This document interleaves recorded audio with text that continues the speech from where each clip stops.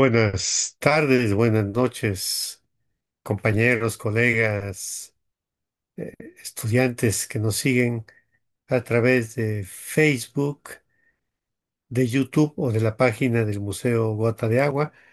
Les saluda Juan José Santibáñez, profesor investigador de la UAM Iztapalapa, eh, que en función de las actividades que se ha propuesto el proyecto académico y cultural Museo Gota de Agua, hacemos una transmisión más sobre los temas que en esta ocasión titulamos Más allá de la crisis hídrica y que para el día de hoy nos ocupamos de presentar información concentrada en tablas de análisis sobre el funcionamiento de los humedales, que son una estrategia bastante difundida en los últimos años y que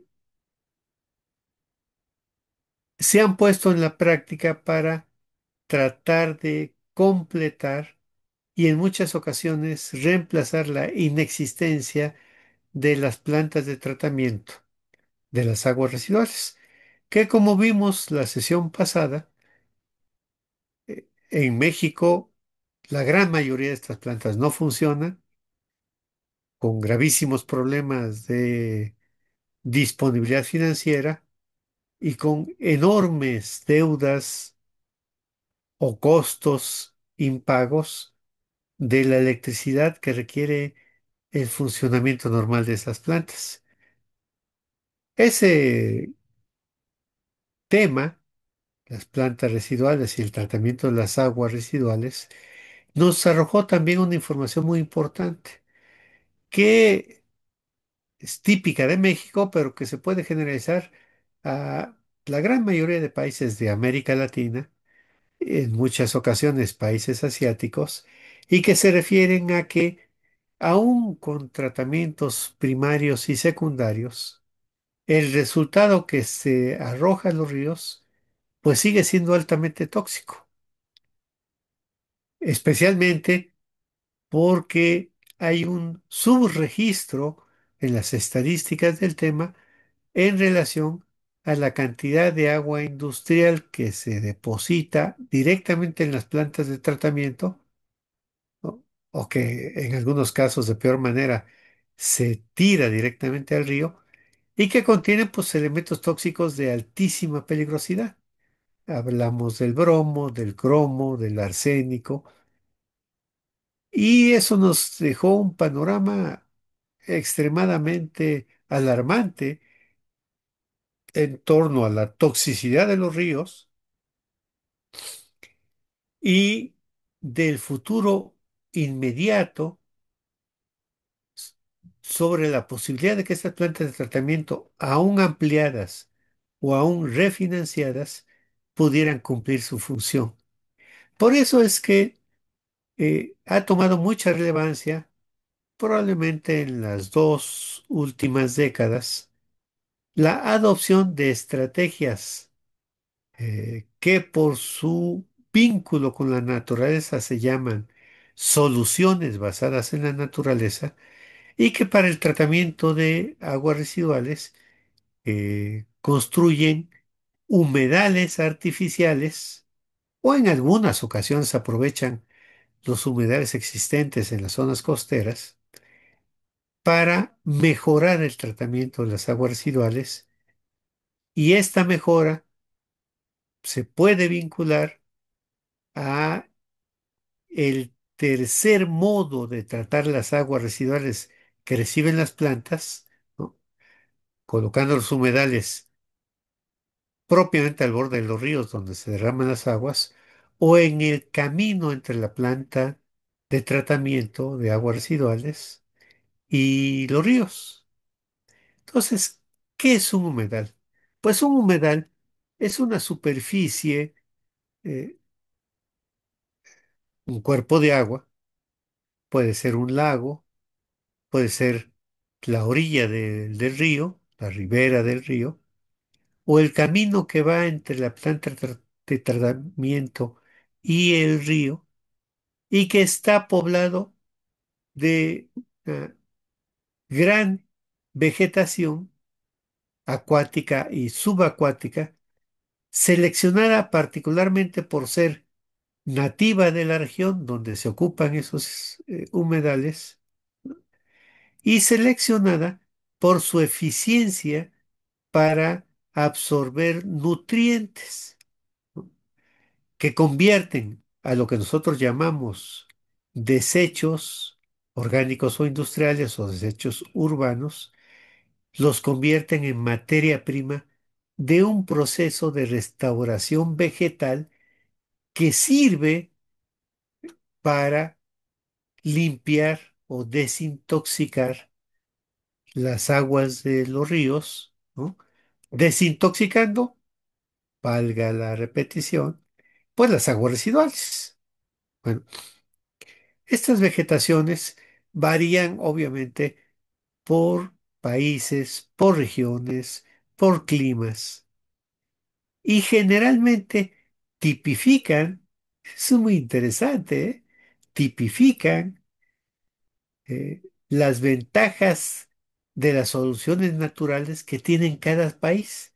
Por ejemplo, en Asia, China, Japón, Vietnam, la India, es muy frecuente el uso del bambú.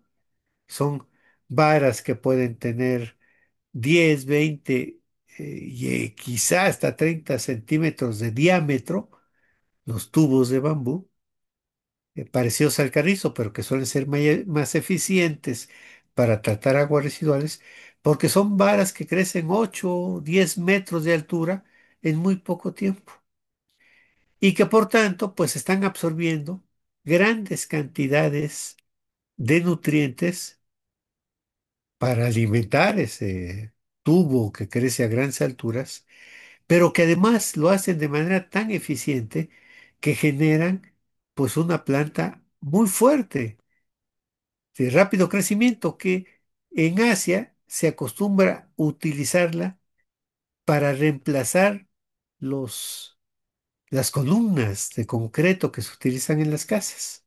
Y entonces sirven para limpiar los ríos, para generar un ambiente fresco alrededor de los ríos o de los eh, caminos de las aguas residuales hacia sus escurrentías.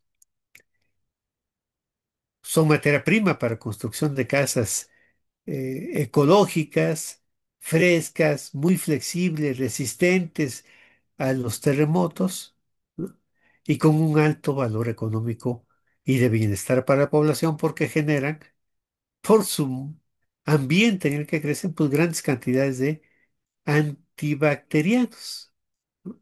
Entonces ahora tenemos sábanas de bambú, calcetines de bambú, camisas de bambú, pantalones de bambú, etcétera.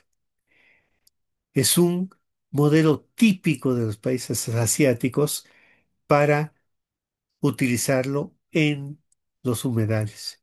En cambio, en países como los de América Latina, particularmente en México, la vegetación suele estar dominada por tules, ¿no?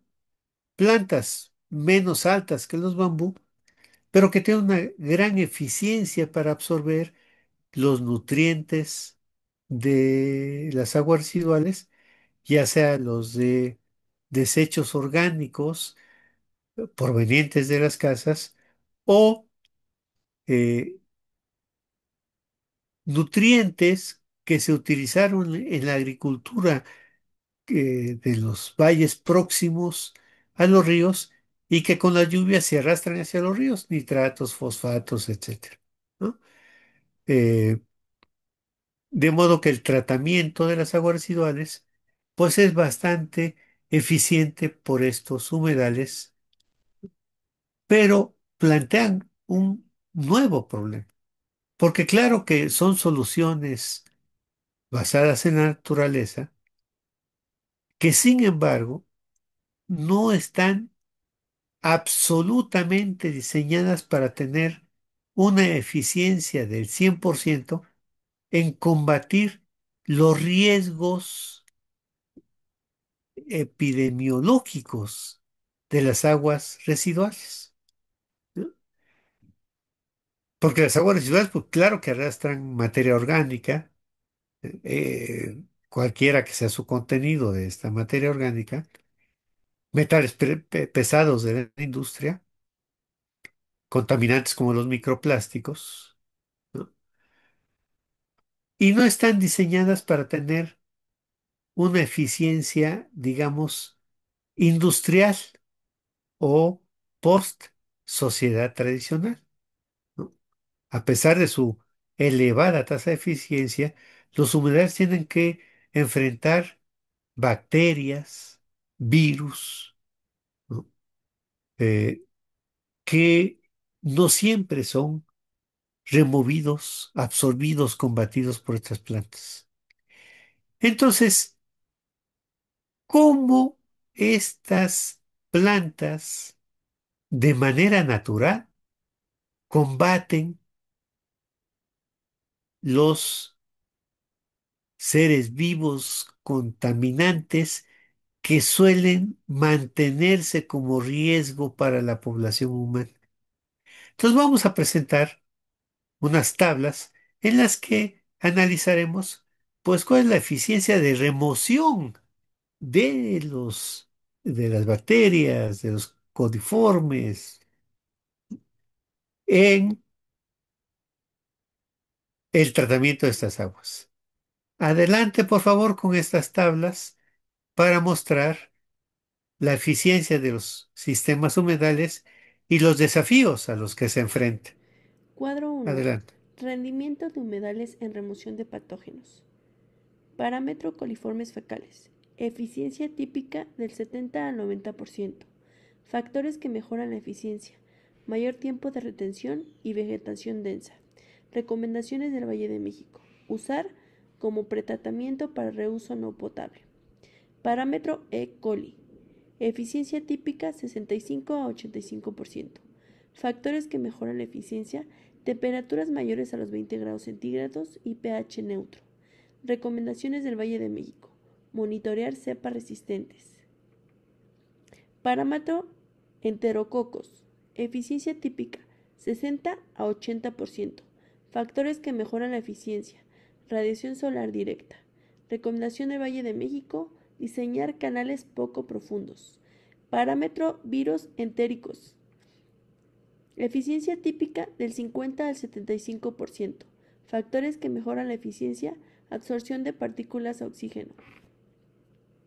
Recomendación de Valle de México: incluir etapa de filtración fina. Parámetro protozoos. Eficiencia típica del 80 al 95%. Factores que mejoran la eficiencia: sedimentación, predación. Recomendación del Valle de México: mantener baja velocidad de flujo. Cuadro 2. Estrategias comparadas de supresión de patógenos. País: Alemania. Innovación: flujos subsuperficiales con zeolita. Eficacia: 99.9% de bacterias. Aplicabilidad en México: costo prohibitivo, más de 50 pesos por metro cúbico. País: México. Innovación: humedales con tule y piedra volcánica.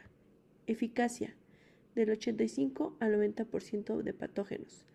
Aplicabilidad en México: bajo costo, de 5 a 10 por metro cúbico, fácil mantenimiento. País: China. Sistemas multietapa con bambú. Eficacia: reducción de 3 logaritmos de virus. Aplicabilidad en México: adaptable a zonas tropicales. Cuadro 3. Riesgo por tipo de patógeno. Patógeno: E. coli. Peligrosidad: alto.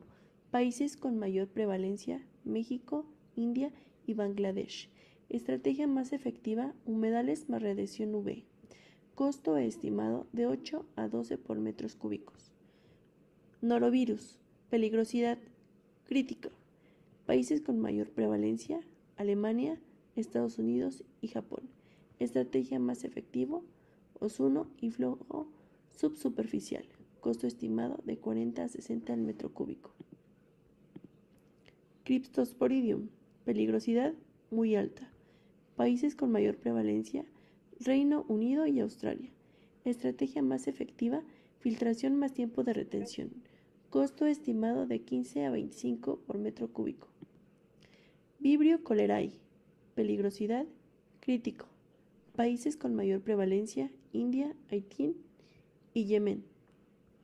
Estrategia más efectiva, cloración controlada. Costo estimado de 5 a 8 metros cúbicos. Patógeno, hepatitis A, peligrosidad alta.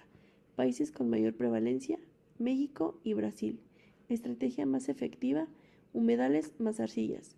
Costo estimado de 10 a 15 por metro cúbico. Cuadro 4. Eficiencia en tratamientos de patógenos en humedales. Parámetro. Tecnología principal. En México, humedales subsuperficiales con sustratos como el tezontle, conchas y vegetación. En Singapur, osmosis inversa más microfiltración más UV avanzada. Contrastes, en Singapur usa métodos físico-químicos de alta tecnología contra México que usa sistemas naturales biológicos. Remoción de bacterias. En México, el 95% para coliformes totales fecales bajo condiciones óptimas. En Singapur, más del 99.99% de eliminación que incluye el E. coli y enterococos. Contraste clave. Singapur logra casi la esterilización y México depende de factores ambientales. Patógenos persistentes. En México, las bacterias entéricas son la salmonela y en Singapur el virus como el norovirus y hepatitis A. El contraste clave es que México lucha contra los protozoos y la resistencia bacteriana y Singapur controla incluso a los virus. Influencia ambiental. En México, la eficacia varía por temporada. Las lluvias reducen la remoción de un 15 a un 20% y en Singapur el sistema es cerrado, inmune a un clima. El contraste clave es que en México es vulnerable a las inundaciones y sequías. Monitoreo. En México, el muestreo manual esporádico de acuerdo a la norma NOM 001. En Singapur, hay sensores en tiempo real más IA para la detección de patógenos. Contrastes. Singapur automatiza la calidad del agua. Reuso del agua. En México, el riego agrícola no potable cumple con las normas básicas. Y en Singapur, el agua potable, el 40% de demanda nacional. Contraste, México limita el reuso por riesgo microbiológico residual. Inversión por metro cúbico. En México, aproximadamente de 5 a 10 dólares bajo costo, pero mantenimiento irregular. En Singapur, aproximadamente 0.8 dólares, alto costo inicial, pero eficiente a escala. Contrastes clave. Singapur prioriza tecnología sobre la economía inicial. Riesgo para la salud pública. En México, enfermedades diarreicas por contacto con agua parcialmente tratada. En Singapur, cero reportes de enfermedades vinculadas. Contraste clave, México enfrenta brotes por falta de tratamiento terciario. Cuadro 5. Costo-beneficio de humedales artificiales en México y Singapur. Variable económica. Inversión inicial en México de 5 a 10 dólares por metro cúbico. Sistemas naturales con tule y piedra volcánica. Singapur. Aproximadamente 0.8 dólares el metro cúbico. Alta tecnología, osmosis inversa más UV más microfiltración. Análisis comparativo. Singapur invierte en infraestructura avanzada, mientras México prioriza soluciones de bajo costo. Variable, costo operativo anual. En México, 0.2 a 0.5 dólares metro cúbico bajo consumo energético pero mantenimiento regular. En Singapur, aproximadamente de 0.3 a 0.6 dólares por metro cúbico, eficiencia energética y monitoreo automatizado. Análisis comparativo, Singapur gasta más en operación, pero con mayor eficacia. En México se enfrenta con costos ocultos por inactividad, es decir, el 35% de plantas abandonadas.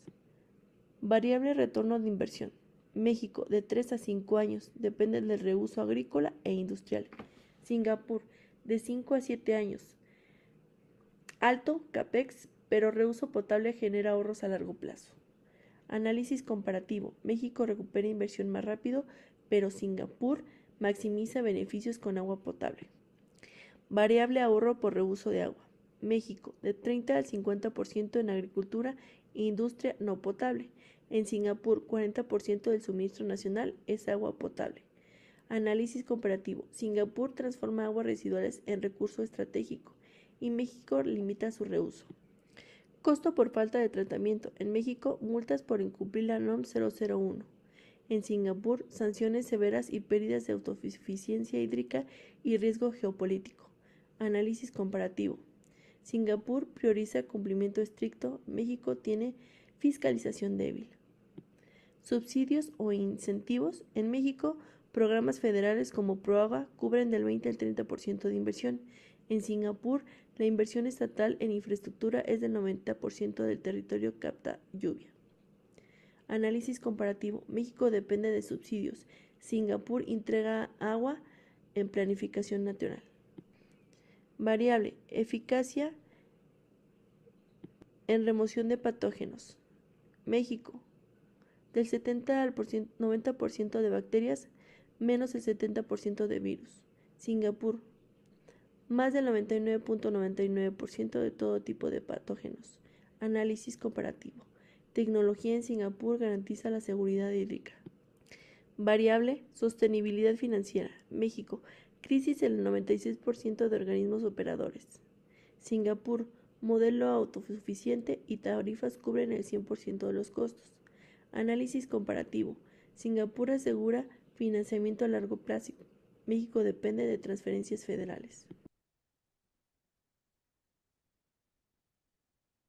Bueno, los cuadros, desde luego que no muestran exhaustivamente los elementos que componen el sistema de tratamiento de aguas residuales a través de los humedales, pero a partir de seleccionar el tema del control sobre los contaminantes de riesgo como los que aquí se presentaron, se puede tener un conjunto de comparaciones tanto con los países del mundo en general, aunque aquí presentamos algunos seleccionados, como con aquellos de los que seleccionamos el caso de Singapur por su alta eficiencia y radical distinción en el uso del agua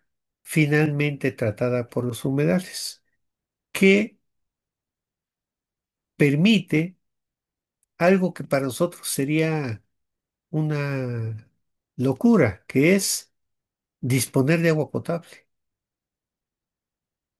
99.9% o más, dicen los cuadros que hemos presentado aquí, en Singapur generan agua potable.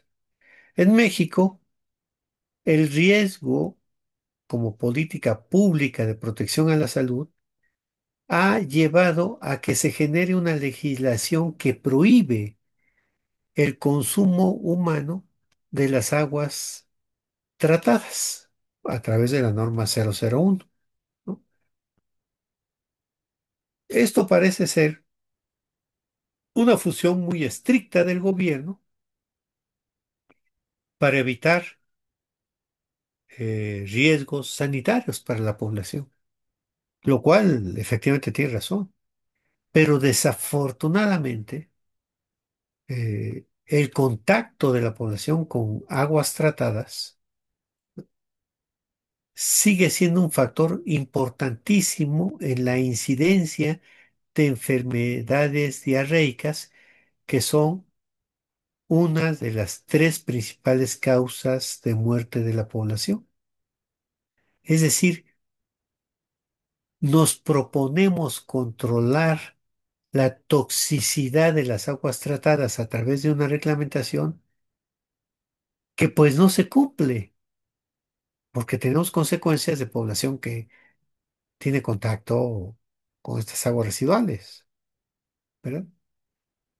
Es común ver en el paisaje urbano de la Ciudad de México que andan pipas distribuyendo agua en los domicilios y que debido a la alta demanda de agua potable para la población y a la escasez de pipas oficiales controladas de la calidad del agua que cargan y distribuyen, pues el sector privado no tiene reparos en cargar sus pipas con aguas tratadas de plantas de tratamiento y distribuirlas sin advertirle a la población que es esa agua tratada.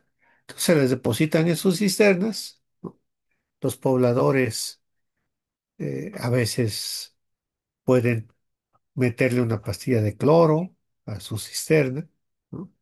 Que generalmente no lava, y tratar de eh, poner algún filtro en su casa y consumir esa agua. Entonces hay una significativa tasa de incidencia de enfermedades diarreicas.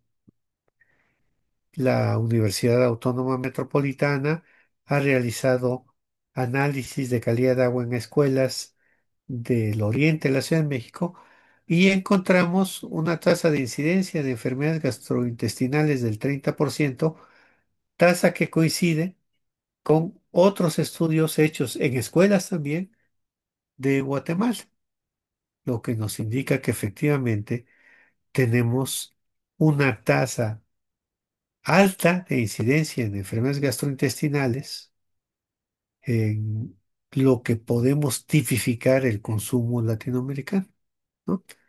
Pero, por otro lado, vista la perspectiva en términos de la eficiencia de los humedales, desde los primeros cuadros que aquí observamos, constatamos que la eficiencia es muy alta. Aún en México podemos tener expectativas de que las tasas de remoción de patógenos sean del 90%. Esto es una gran noticia, pero no es suficiente porque la norma no dice que es permisible que haya patógenos en 10% o en 5% o en 1%. La NOM 127, que es la que reglamenta el consumo de agua para la población, el agua potable, dice que no debe haber coliformes. O sea, coliformes no es una variable que se mida porque existan el 10%, el 15, el 20, el 50 o un número de unidades de colonias de coliformes o coliformes totales. La norma indica que no debe haber coliformes ni coliformes totales, o sea, cero. Es decir, se aspira a que el agua para consumo humano, la que llamamos potable, tenga el 100% de limpieza, particularmente de los patógenos. Y esa pequeñita brecha del 90 al 100% que se ve en la comparación entre los humedales de México y los de Singapur, eh, es muy probable que solo la podamos alcanzar con la innovación que para los países donde dominan las corrientes neoliberales, digamos, eh, eleva el costo de los sistemas de tratamiento de aguas y de provisión de agua potable para la población. Los sistemas de ozonificación, rayos ultravioleta, cloración, monitoreo en tiempo real con sensores, etcétera, encarecen el funcionamiento de estos sistemas, aunque por otro lado hacen posible que haya un ahorro en la extracción de agua hasta del 40%. Es decir, podemos generar un reciclamiento de aguas residuales en un 40% para abastecer la demanda nacional de agua potable. Entonces, la inversión tiene beneficios enormes, particularmente sociales. Eleva un poco los costos de la inversión, pero ofrece también un panorama de inserción de las actividades nacionales de investigación que en países como México se desarrollan fundamentalmente en las universidades. Es decir, el sistema de humedales, con las muy buenas tasas de eficiencia que muestran en México comparada con otros países, ofrece un nicho de oportunidad para que los investigadores, economistas, tecnólogos, biólogos, químicos, administradores, personal, todos ellos que deben estar incorporados en estos organismos operadores de agua, que en México el 95% están en la ruina. Por una de las razones, porque pues no hay personal de innovación científica, ¿no? En todos estos terrenos organizacionales, financieros, biológicos, digitales, etcétera. Pues eso nos permite comprender qué tan grande es el nicho de oportunidad para que nuestras universidades mejoren su oferta en carreras relacionadas con tratamientos de agua, particularmente los humedales, que de por sí son de muy bajo costo y que con un poco de inversión comunitaria, pública, en estos sistemas de innovación para generar agua potable, permitirían que la comunidad universitaria contribuyera con estas innovaciones, ¿no? Para hacer descender significativamente los gastos de inversión y por lo tanto aumentar los beneficios, ¿no? De poder cerrar un círculo virtuoso de uso del agua por la sociedad humana, extracción o captación de agua de lluvia, ¿no? La usamos, la contaminamos, la desechamos, la mandamos a su tratamiento, a las plantas de tratamiento y a los humedales, ¿no? La extraemos de esos humedales ya potabilizada gracias a la intervención científica, nos colocamos al nivel de los países más desarrollados en los sistemas de tratamiento con soluciones naturales y combinación de innovaciones tecnológicas y logramos un incremento de los beneficios sociales a tal punto que nos permiten valorar la ecuación costo-beneficio como benéfica para toda la sociedad porque tendríamos plantas de tratamiento con sistemas de humedales que amortiguarían rápida y eficientemente la emisión de gases de efecto invernadero, nos entregarían mucha materia prima, como vegetales crecientes que podríamos utilizar para muchos sistemas de producción, ¿no? Como los bambús que utilizan en Asia, eh, ampliar, digamos, los beneficios al terreno económico, hacer financieramente saludables los sistemas de agua de nuestro país, absorber la innovación científica de las universidades públicas y los sistemas de monitoreo que pueden ser ciudadanos para que, vigilando la calidad del agua y asegurándose que efectivamente es potable, fueran consumidores responsables de aguas tratadas, pero 100% seguras. Un círculo virtuoso en donde la participación comunitaria ya existente en nuestro país y que hay que ampliar, con la participación universitaria ya existente, pero que hay que ampliar, podrían redundar en un modelo rigurosamente sustentable de manejo del ciclo del agua en nuestros países. Vamos a dejar hasta aquí estos comentarios para anunciarles que la próxima sesión trataremos un tema que está también muy vinculado con esto y que nos permite ver el rostro de qué tan grave ha sido la extracción de agua que hemos eh, a la que hemos sometido las reservas de agua de nuestro país, ¿no? Y que con estos esquemas de manejo del agua nos permitirían reducir la extracción de agua, ¿no? Disminuir la demanda de agua para el consumo humano, para el uso humano, ¿no? Y tratar de regular las enormes tasas de extracción de empresas que se enriquecen con permisos oficiales, pero cuya baja vigilancia les permite sobreexplotar enormemente los acuíferos nacionales y ejemplarmente el acuífero del Valle de México. Entonces veremos algunas soluciones de pequeña escala frente a lo enorme que es la sobreexplotación de los acuíferos de México y particularmente del Valle de México.